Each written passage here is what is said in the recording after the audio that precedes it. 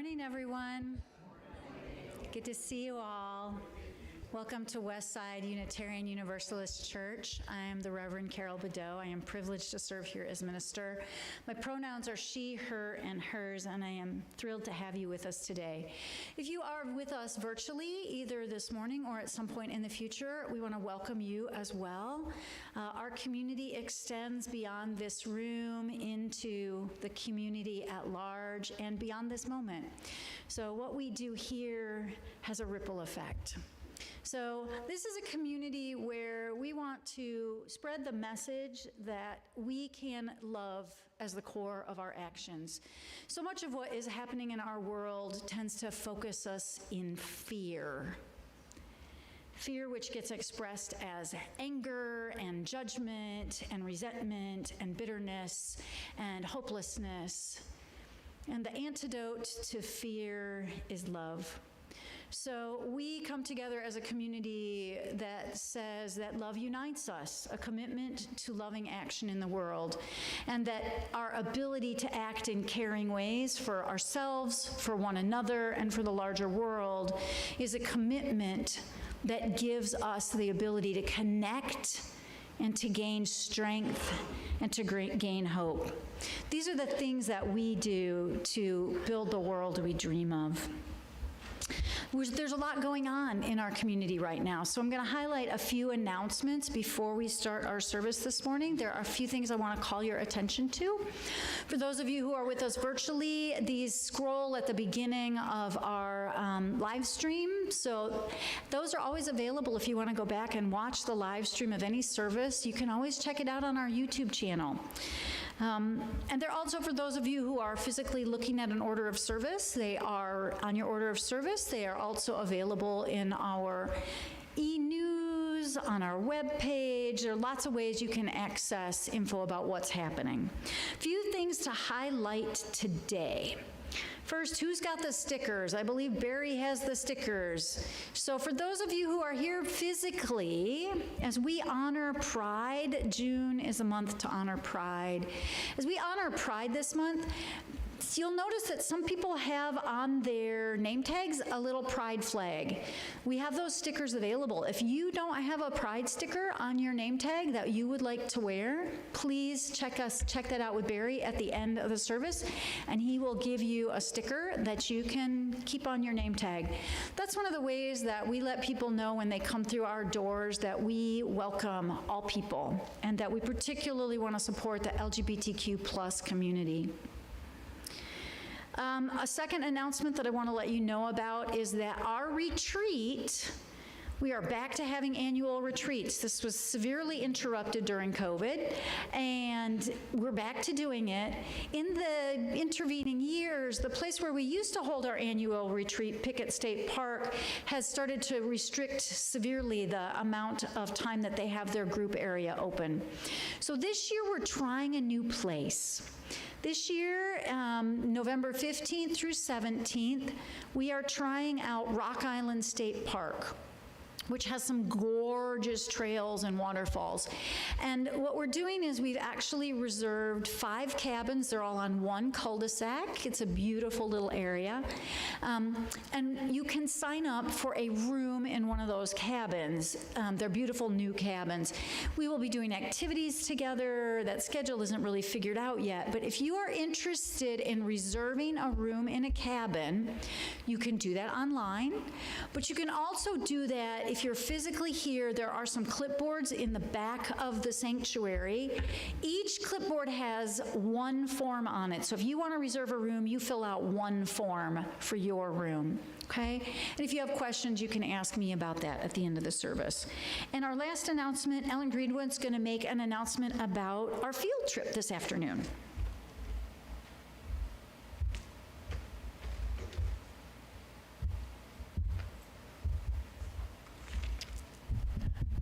Good morning. My name is Ellen Greenwood. My pronouns are she, her, and hers. And several of us are getting together after the service today to make a trip down to downtown Knoxville to see the Pride Center that we're going to hear about in our service today. If you would like to just leave from here and meet us down there, we hope to be down there by 1:15. If you would like to carpool from here, we can gather and do that. I can drive, and I think there will be several of us who will carpool, but some people, for example, Barry Shumpert is going, and it would be senseless for him to drive back here. So you can do that however you want. This is not very organized, except we know we want to be at the Pride Center at 1:15, one way or the other. So if you're interested, look for me at the back of the sanctuary. I'm guessing we'll try to leave here by 12:30. Thank you. Yes? I've heard this described as the new Pride Center. How new is new? We will find that out. We'll find that out in our service today. Stay tuned. Thanks, Ellen. Yes, because we have Nathan Higdon from the Pride Center, from Knox Pride, with us today, and he's going to tell us all about the development of the center and its history and what they do and all sorts of things about it. And we'll also have time for questions, to ask Nathan questions after he talks in a few minutes. But before we start, we're going to spend a few minutes just getting centered. So I'm going to invite Morgan Ringlespot to come up and invite our bowl to sound. And as the bowl sounds, I invite you to simply take a few deep breaths. Find your center and come fully into this moment.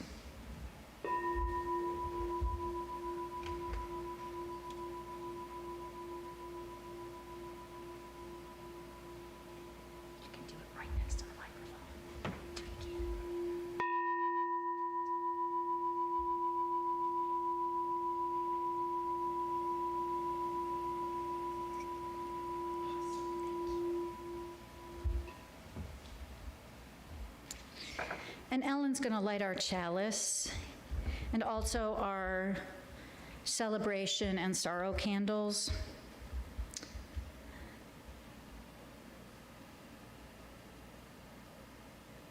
The words for our chalice lighting this morning come from Linda Lee Franson. We light this flame to ignite our hearts and minds, the spark of knowledge that enlightens, the shimmering hope that burns, the blazing love that engulfs our actions, the bonfire of our commitment. We light this flame for those who celebrate themselves, who fear, who hope, who persevere, who stand on the side of love for all. We light this flame for those who have been ridiculed, that they might find peace, for those who have fought to marry, that they may be in celebration, for those who live in uncertainty in the world, that they may have hope. We light the flame to renew our commitment that no one shall ever again suffer for the right to love. We light this flame to celebrate our kaleidoscope of diversity, working, loving, and living on the side of love today and every day. Thanks, Ellen.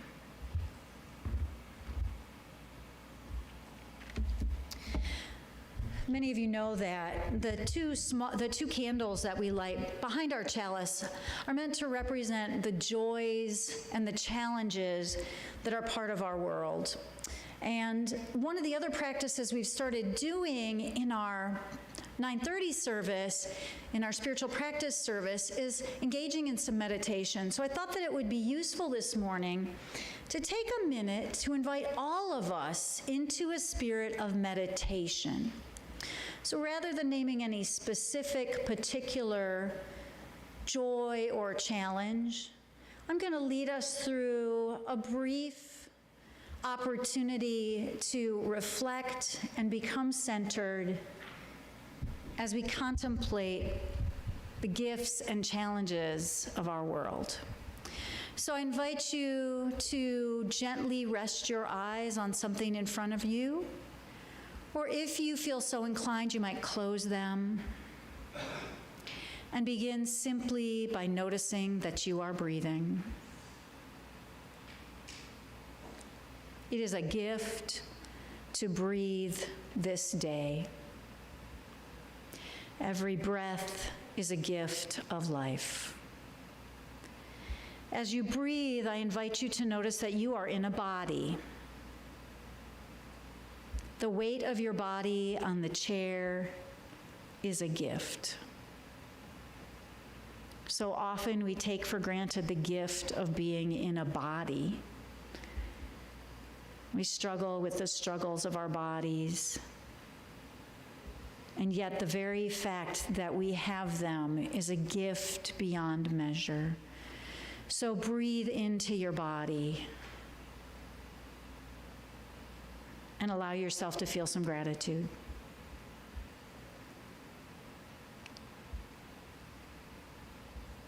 And I invite you to call to mind something for which you are grateful and joyous.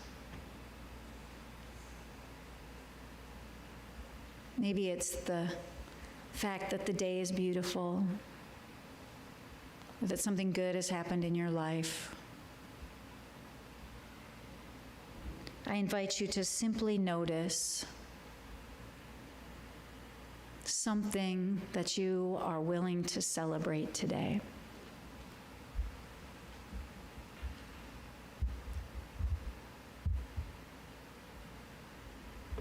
And notice that as you reflect, your brain may have a response.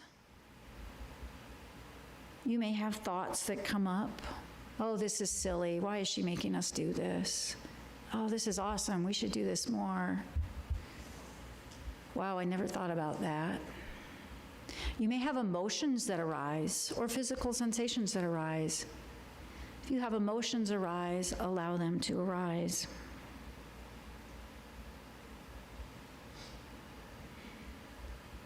Simply spend a moment breathing and aware that you are breathing and aware of what it is that's worth celebrating.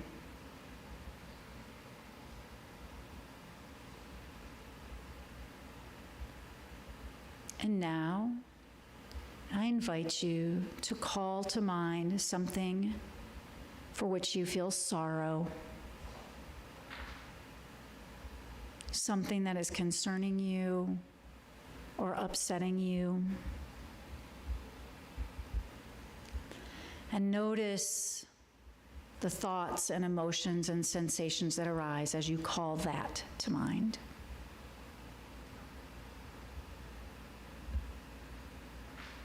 Do you feel tension?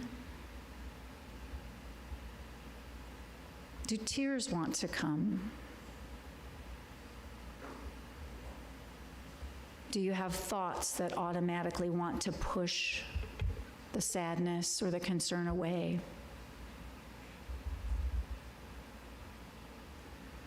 What happens if you just allow your attention to be on this thing without trying to change it or resist it or push it away?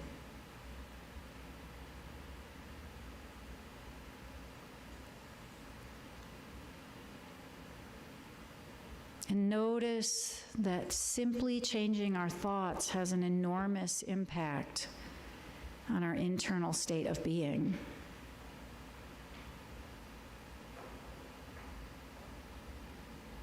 I invite you to notice your breath now.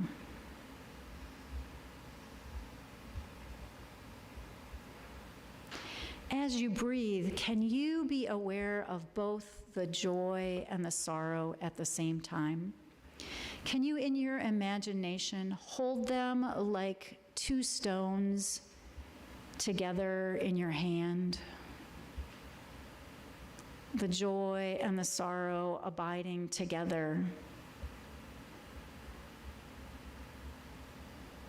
This is the life we have as humans. challenges and gifts, joys and sorrows, abiding together always.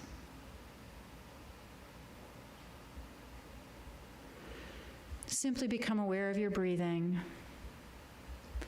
And I invite you, as we come out of this meditation, to just invite an intention or a hope or an aspiration to rise in your mind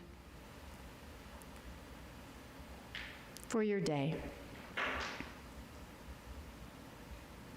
You might wish for just a little more gentleness, or a little more presence. You might wish for something bigger, greater peace in the world. Whatever it is, allow yourself to have a wish from this place of being present and breathing. In a moment, Nathan is going to be telling us about Knox Pride and the center and the work they do. And this is a place and an organization that holds both the struggles of the community and the victories of the community at the same time. When we work for justice, we have to hold both. We have to hold the struggle and the challenge and the sorrow and the difficulty at the same time as holding hope and celebration for what is possible. So I invite you to take one last deep breath. When you are ready, open your eyes. If they're closed, come back into this room. Maybe take a minute to just look around at this room. When we set the chairs up in this configuration, it's so easy to just be like in your own head and not notice. But take a minute to look around the room. This is a community that is meant to hold both at the same time together. We get to hold the joys and the sorrows together. So I want to invite Nathan Higdon to come up and share with us some information about Knox Pride and the center. And when he's done talking, Nathan, you can talk as long as you want. I encourage you to talk a lot because we want to know a lot. But when he's done, if you have questions, when he'll let us know when he's ready for questions, I'll come around with a microphone and you can ask any questions that you have. Nathan?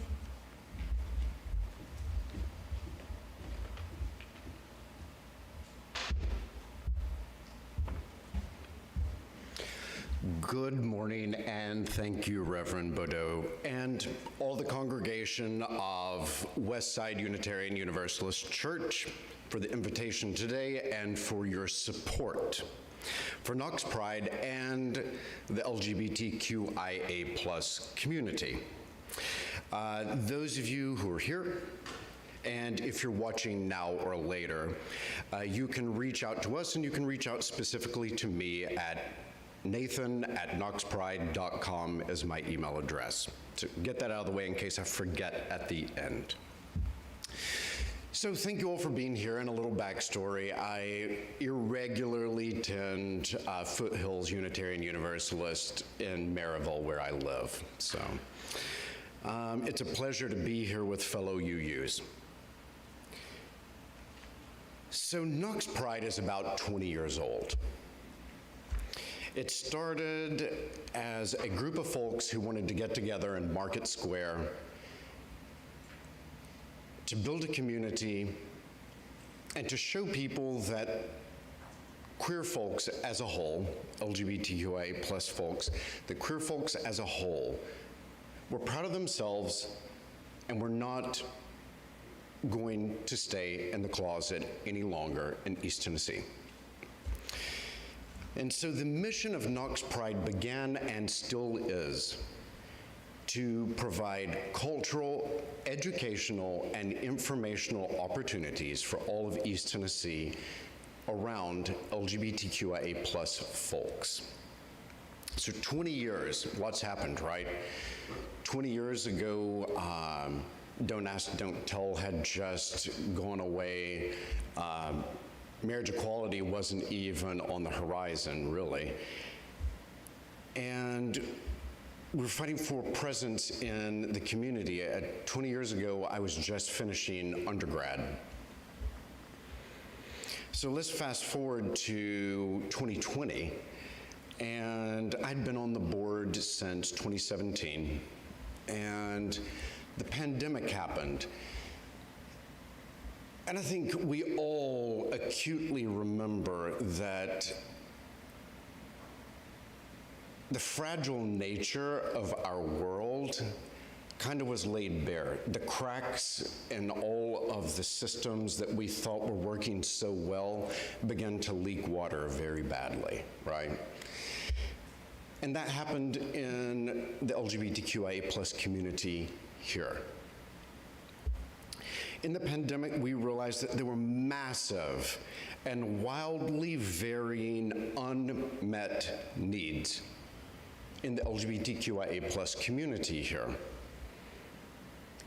And through that, we realized that having a once-a-year festival wasn't enough. A party wasn't enough. It was never enough, to be clear. And so, something I like to say all the time, folks are not just queer one day a year. There are so many needs that are specific to our community that are there every day. And so through this realization and understanding, we had the downtime to do a hard reset.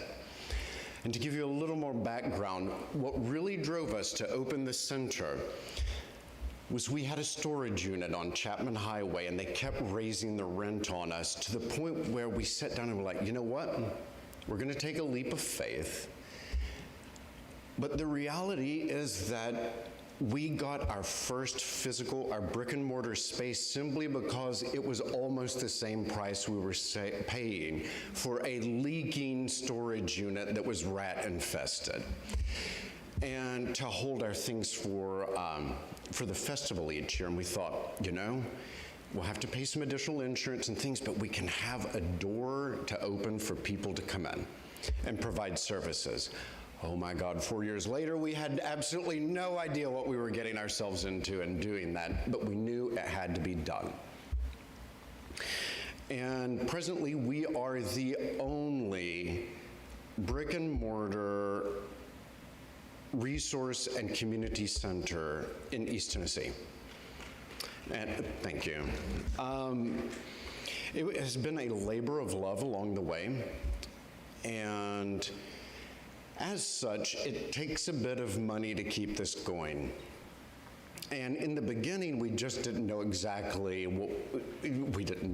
how much it was going to take.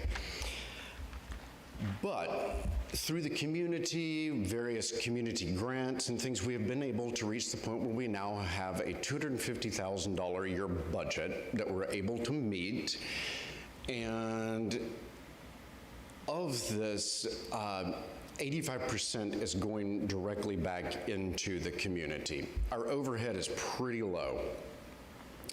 And so to give you some ideas of some of the things that we do and some of the grants that we have recently got, thanks to Arconic Foundation, we just got, last Friday, a $30,000 grant to apply to the work that we're doing in the community, which I'll go into some of that in just a minute, but is predominantly focused on food insecurities.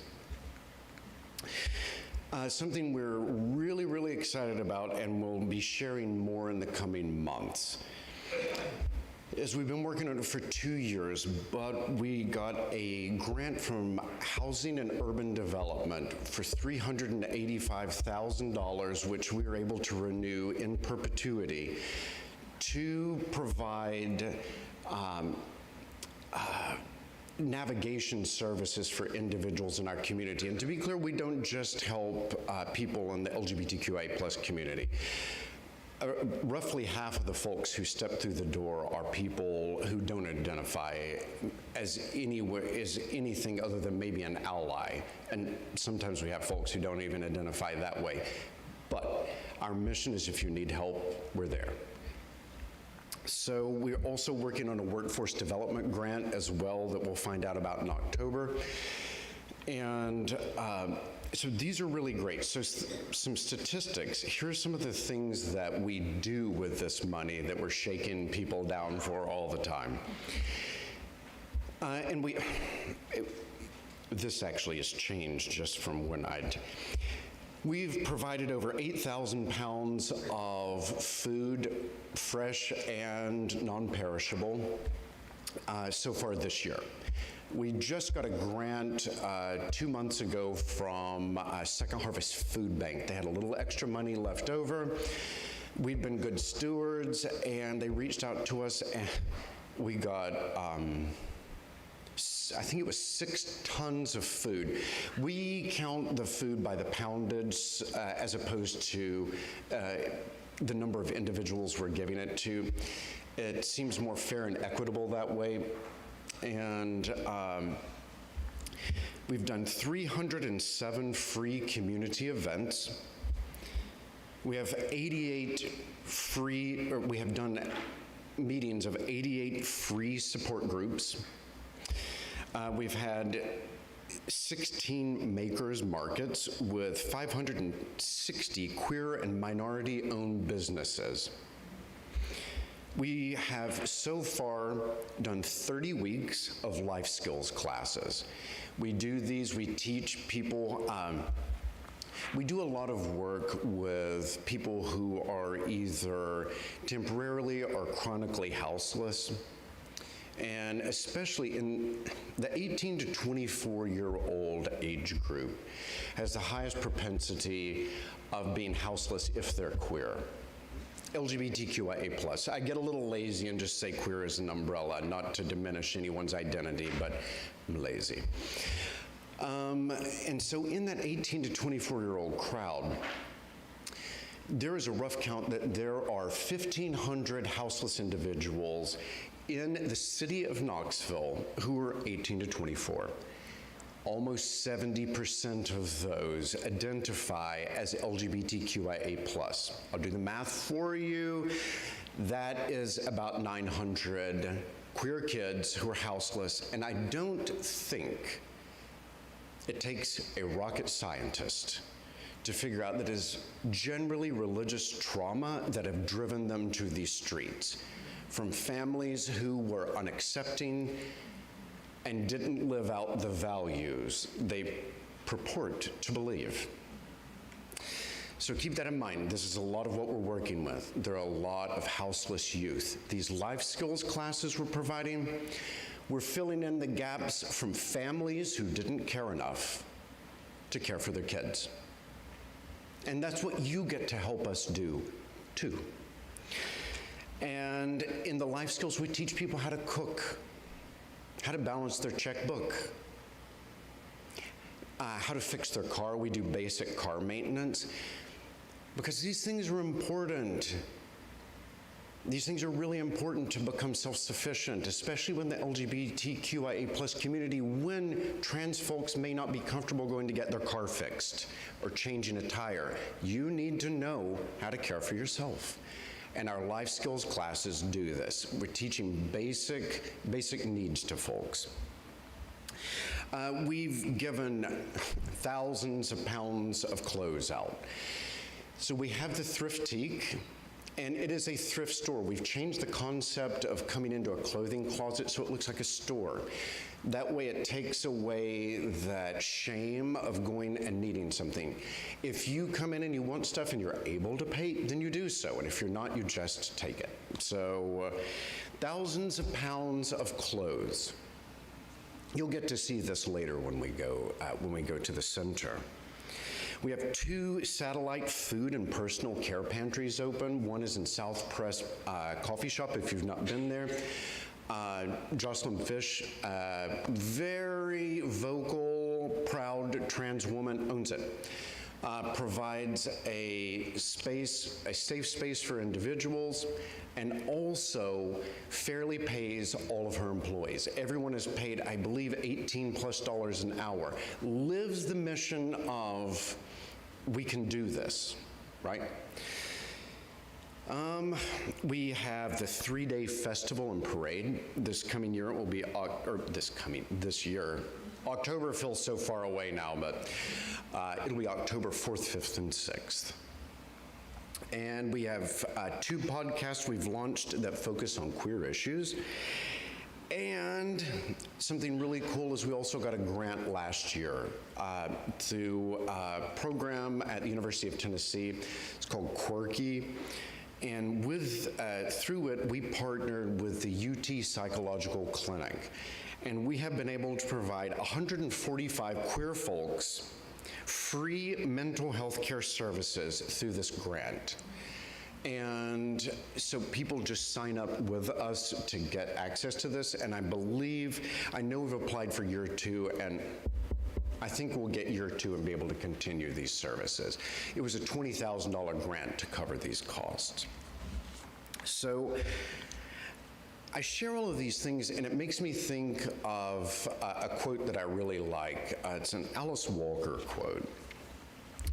It says, "The real revolution is always concerned with the least glamorous stuff, with raising a reading level from 2nd to 3rd grade, with simplifying history and writing it down or reciting it for folks, with helping," the quote's a little older, with helping illiterates fill out a food stamp form, for they must eat, revolution or not, right? We've got to take care of the most basic of needs of our community, and that's what we're doing. So, some of the needs that Knox Pride Center has, we always need volunteers. Maybe it's from sorting and folding clothes for the thriftique, to helping with the community garden, the potted plant garden we've got out there, to helping to stock the refrigerator we have. When you get to the center, you'll see, and if you're not able to make it today, you can swing by. The address is 4044A Chapman Highway. It's right beside the Checkers and Sam Duff Park. And so beside the park, we have the refrigerator where it is stocked. There are several community partners who are helping this, and it's stocked with fresh food, fresh produce, so that people can eat something that is not just prepackaged food. If they're able to prepare it, get what you need and get what you're able to prepare, right? Of course, we always need money. I am the treasurer of Knox Pride, so I'd be remiss if I ever got in front of a group and talked and didn't say, open your minds, open your hearts, and open your checkbook. And there's also on our link tree, which is on our social media and our website, there's an Amazon wish list, and there are a variety of things you can help with there if you're so compelled. Your time, your talent, or your treasure, they all work.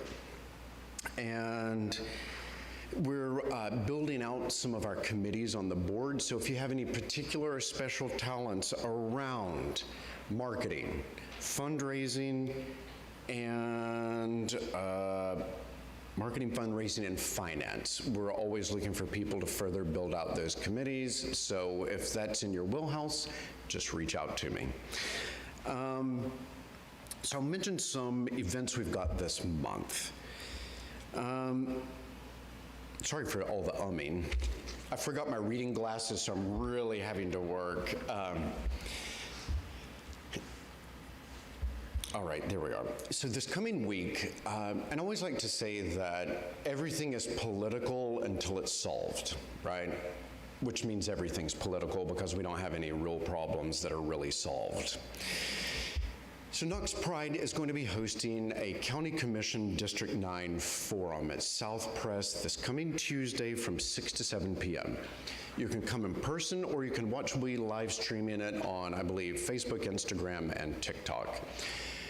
And because that's the district our center is in, South Knoxville. And this way we can ask hard questions of the candidates who show up about what they're going to do to make sure to acknowledge LGBTQIA+ folks in their district. We're their constituents too. We have coming up on June 29th, we are partnering with South Knox Pride. It's 29th on Sevier Avenue, and I believe that starts at noon. I believe yesterday was the West Knox Pride. I've had people ask me, like, well, what do you think about all these little pride community groups popping up? You know, and I can tell that the ask is, do we take that as a threat? Why would anyone feel threatened about more inclusion?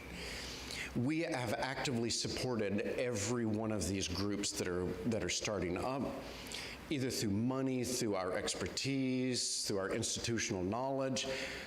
Nobody needs to reinvent a wheel. You know, just because we had to struggle doesn't mean the next group needs to.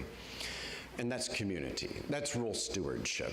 And so we fully support all of these groups, and I believe it's next weekend. We're going to Sweetwater Pride, which we've supported since it started, I believe it was 3 years ago.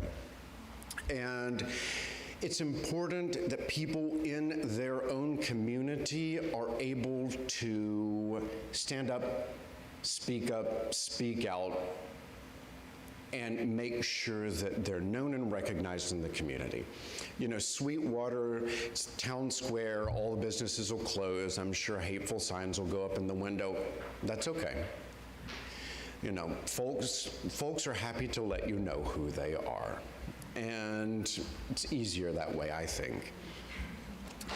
So, I'll kind of wrap there and I will take questions. I imagine you've got some. The lady in the really fun shirt back there had a question earlier. You want to do it? Have we got this? We're going to let Brad get the mic for me. Get that one. There we go. All right. Questions. I'm going to start with a question before I hand this over. Sure. Why is Pride Fest now in October instead of June?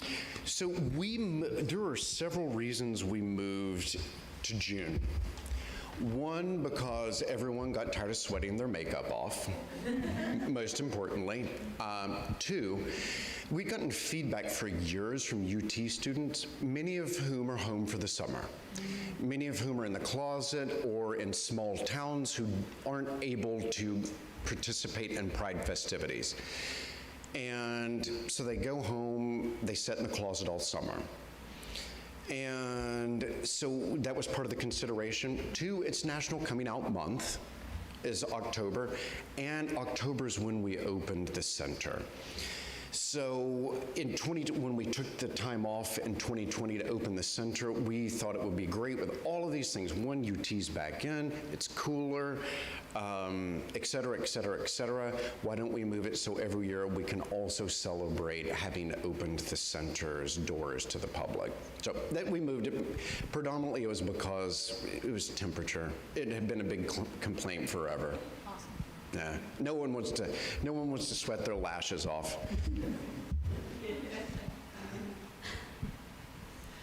So you've talked quite a bit about volunteer work through the center or for the center, but you must have some paid employees. Do you?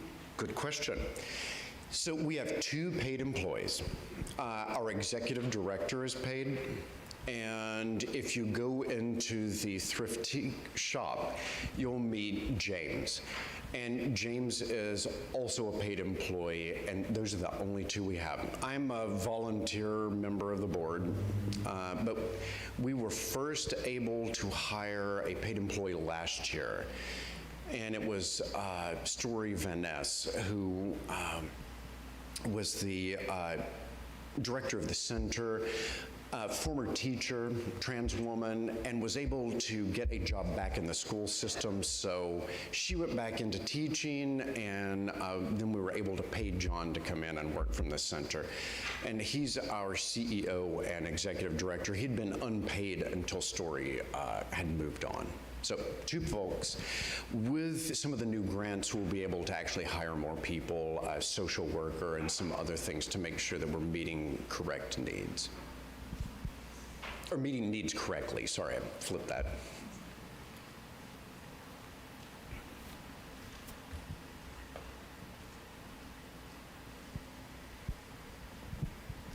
First of all, I'm amazed at all you do.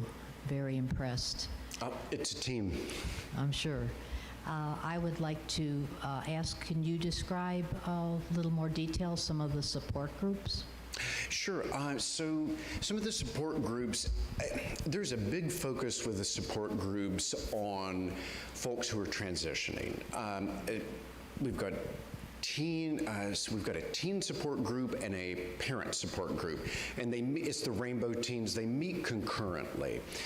So it's helpful in the way that the teens are able to trauma bond together to discuss how they're navigating however they identify and being a teenager in 2024.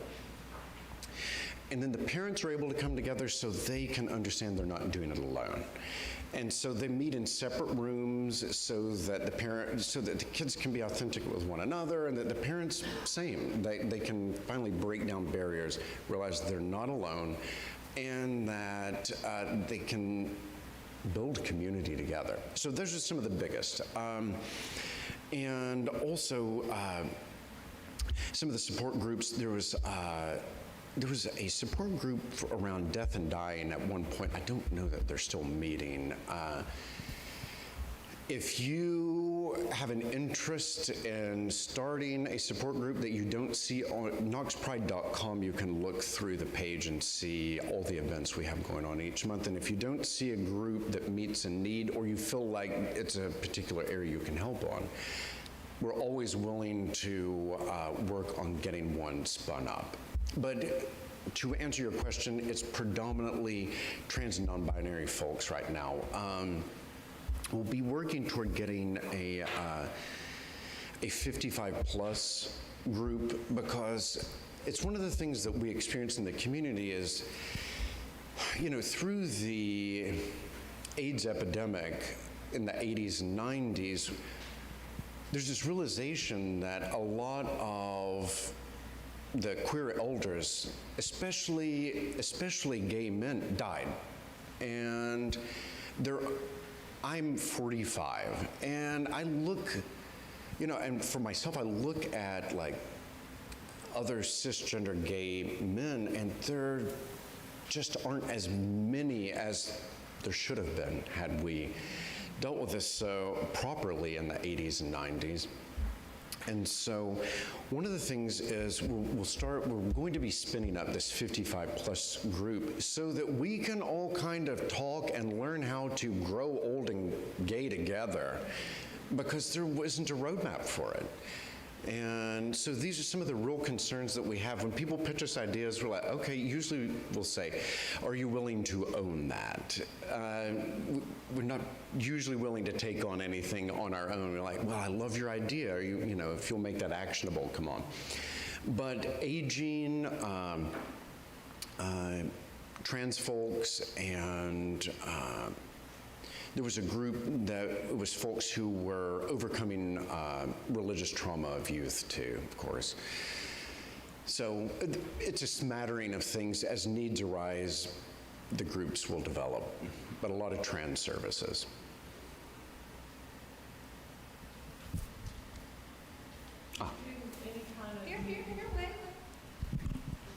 Do you do any kind of meetings or anything outside the center, out in the edges of Knoxville or different places? In the hinterlands, I live out in Maryville myself.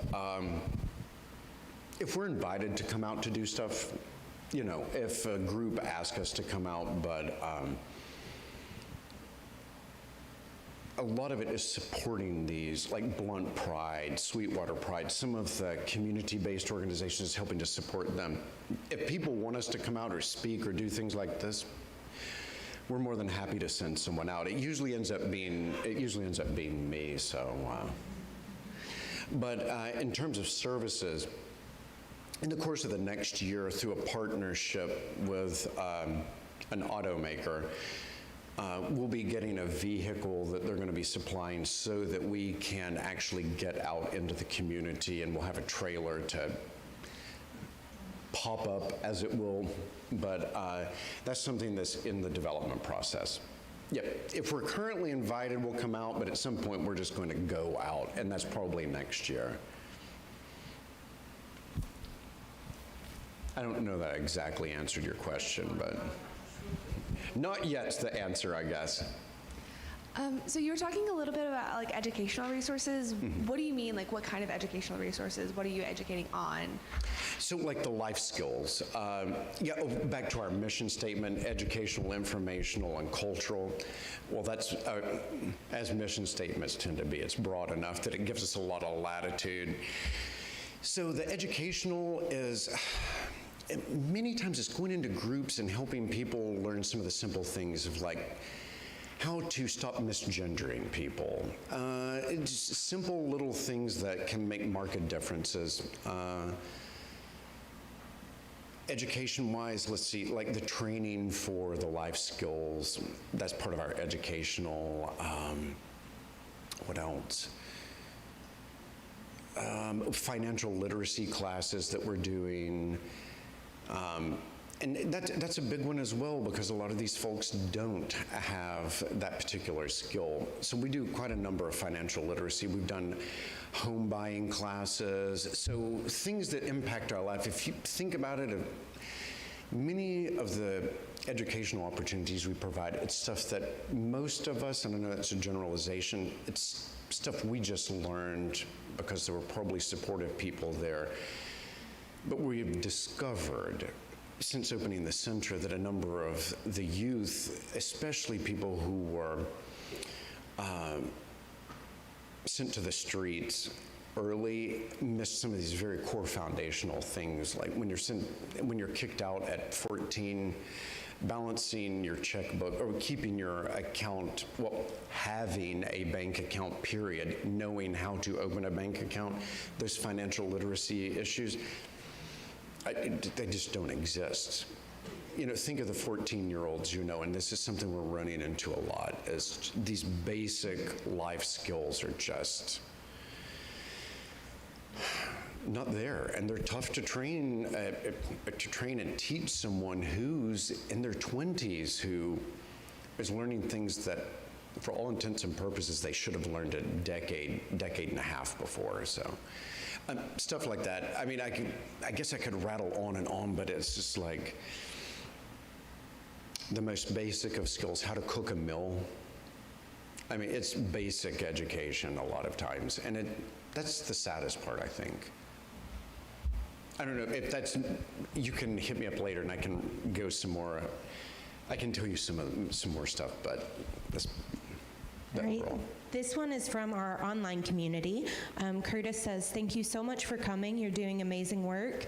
I'm grateful for the mental health services, so underserved generally.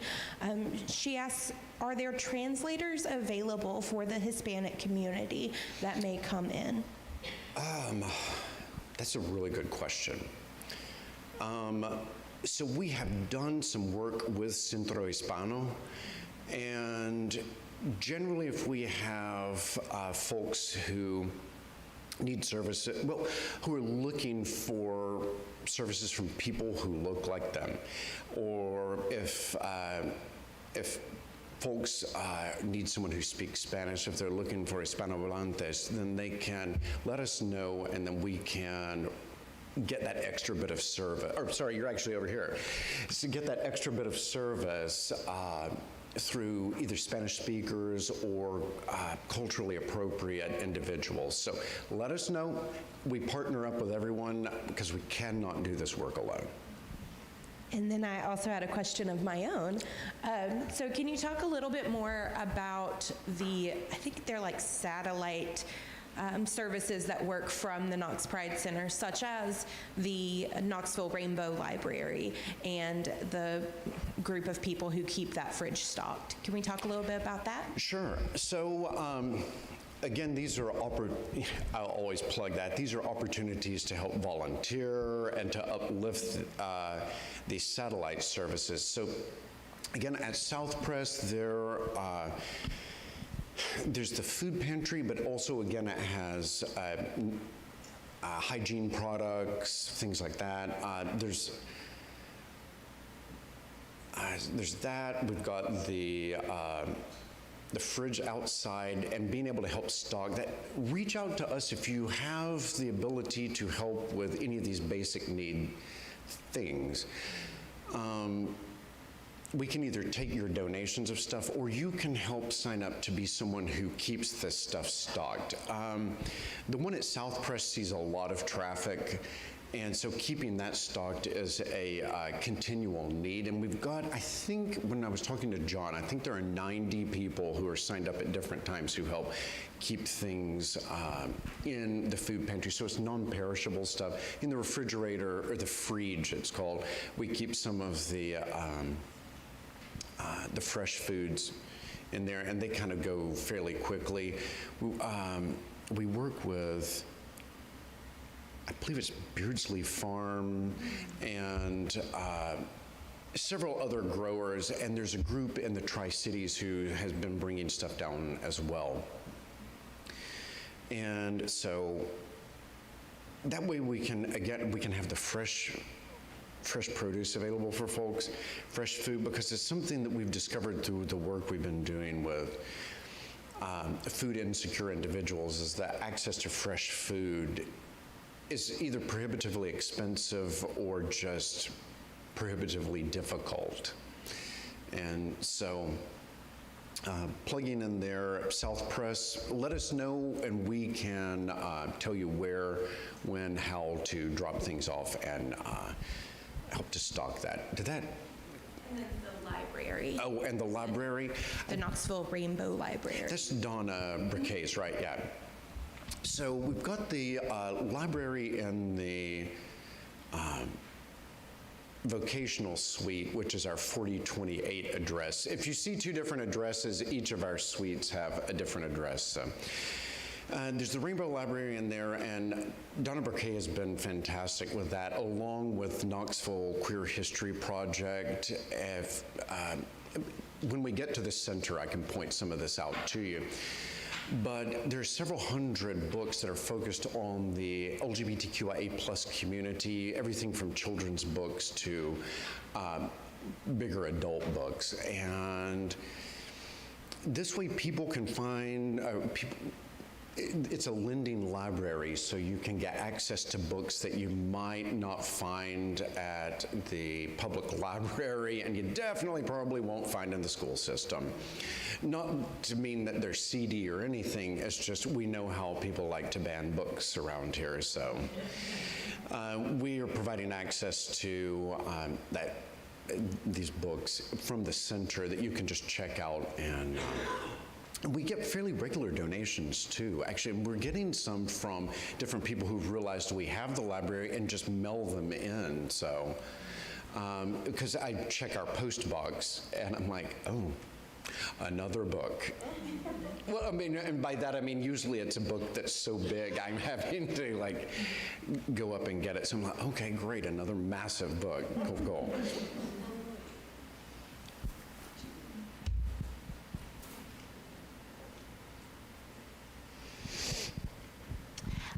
Just a comment that on your life skills, besides cooking, I hope you're teaching them how to clean house.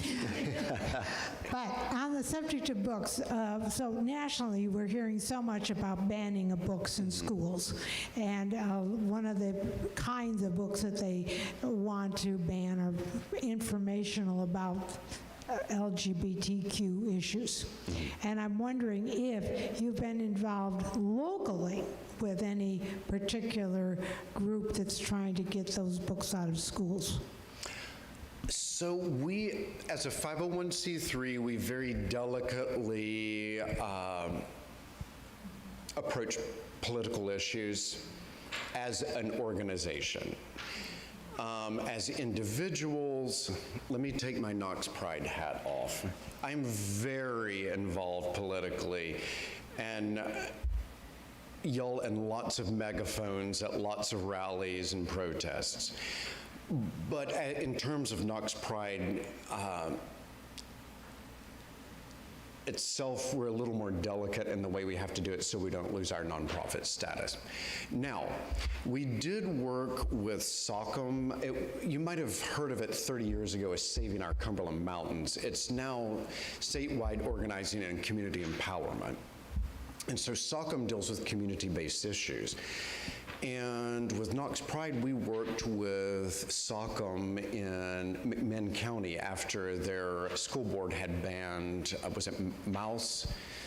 And so we were helping to educate the community on how you can go to a school board meeting, how you can sign up to speak, how to present a cogent argument at a school board or county commission or city council meeting, how you can do this, how you can be impassioned and also stay on topic too. It's tough, right? So we kind of helped to media train people, as it were, so that they could fight back against book banning in their community. Of course, these are issues we're dealing with here with the Knox County Commission, or Knox County School Board, excuse me. Well, I mean, the commission is what it is as well, right? But with the Knox County School Board with trying to ban books, this is a problem that we're dealing with all across the state, all across the country. And these are also ways I would encourage all of you to think about. So it's enough that we sit and say that we are members of the LGBTQIA+ community. It's enough that you say you're an ally and you wave your flag. What do you do when it gets hard?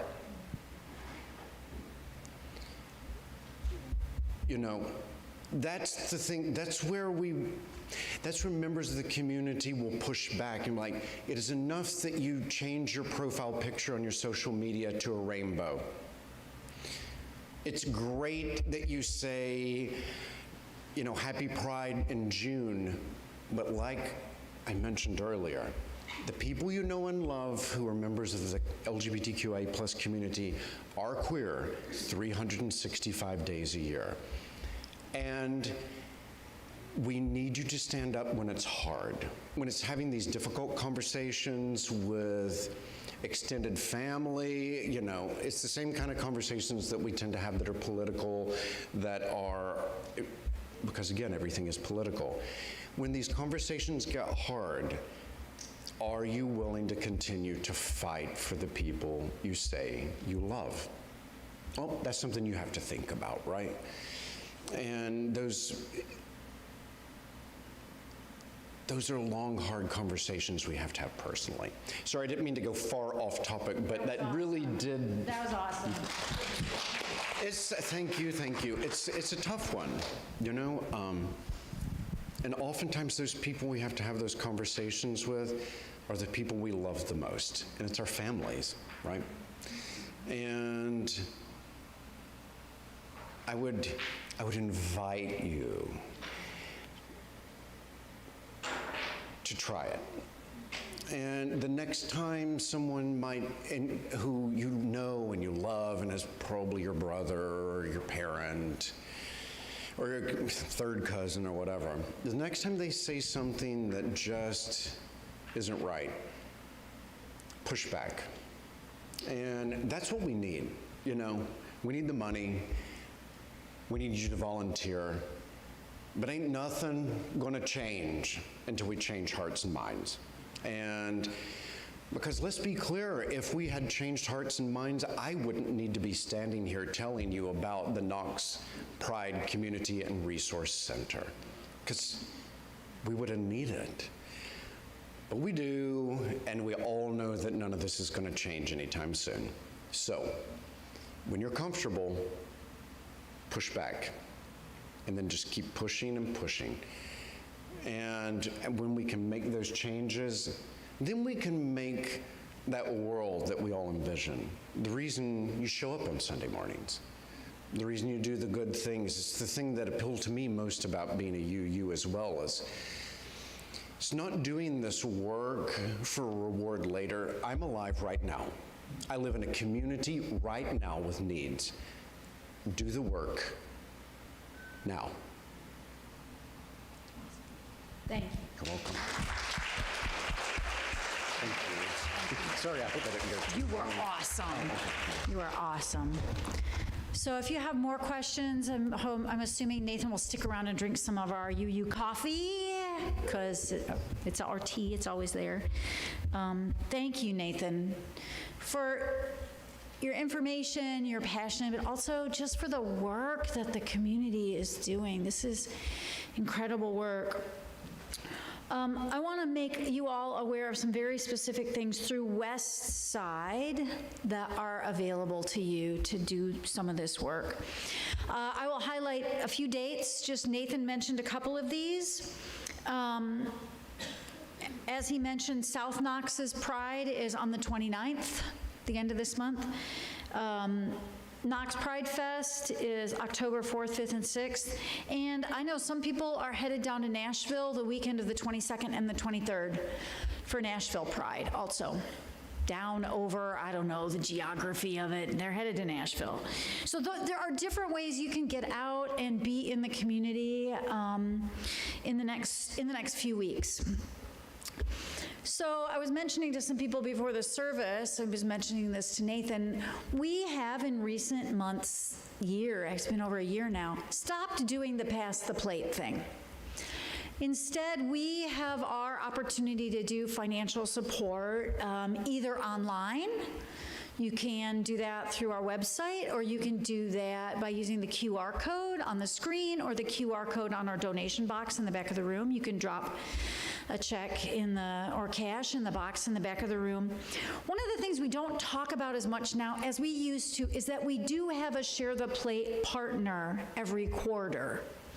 So when we get donations to the congregation, if they are not, if your donation doesn't say on it pledge, this is for my pledge, if it's unmarked, those donations, a portion of those donations are given to whomever is our partner for the quarter, and our partner for this quarter is Knox Pride. So any donation you make right now, unless it is specifically designated for your pledge, a portion of that will go to Knox Pride. You can also make a donation through Westside specifically for Knox Pride, right? You can, if you're here today and you want to write a check and drop it in the box and write on it for Knox Pride, Share the Plate, we will make sure that they get it. So those are opportunities. That's an opportunity for financial support. We also are currently collecting for the food pantry.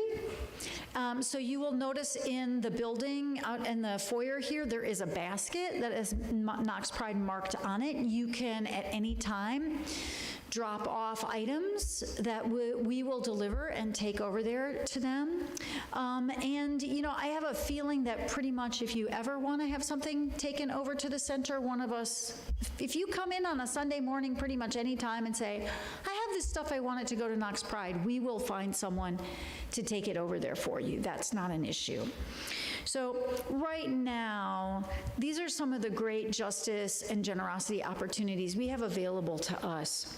And we believe, as Nathan was saying, that we have to live these values. We have to, and you know what, one of the challenges for UUs is sometimes we feel so overwhelmed we want to fix all of the things. Right? We think we got to fix all of the things all of the time, all of the ways. And there are big things. But the truth is, if we just take care of our local community, we're making a huge difference. If we just do what we can do instead of focusing on what we can't do, we will actually make a difference. So thank you for the ways you are already making a difference. and supporting these organizations. And let's remember that we have the capacity always to do just a little more, to have just one more conversation that we thought, I don't want to have that conversation. We can have that conversation. We can do that. Sometimes it turns out way better than we expected. And then the momentum of that wave can get bigger and bigger. So as we close our service, I'm going to invite you to do the crazy brave thing that we frequently do, which is to stand. And if you are so willing, and you know what, you can do the crazy brave thing of not holding anybody's hand. That is allowed. You can hold your own hand. You can put your hand in your pocket. You can wave your hands in the air, hold the hand with the person you came with, or join in the bigger hand holding. And take a moment to look around. Isn't it a little bit different in kind of a weird way when we're actually connected? Doesn't it feel, it's different. It's different when we're all sitting in our own little isolated chairs in our own little, silo. The truth of the matter is we're this connected, even when we're not admitting it.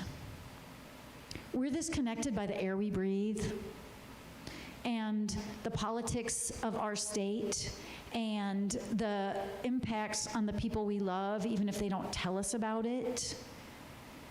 I guarantee you that there's almost nobody in this room who does not have a beloved LGBTQIA family member or self who has been directly impacted by the things we're talking about.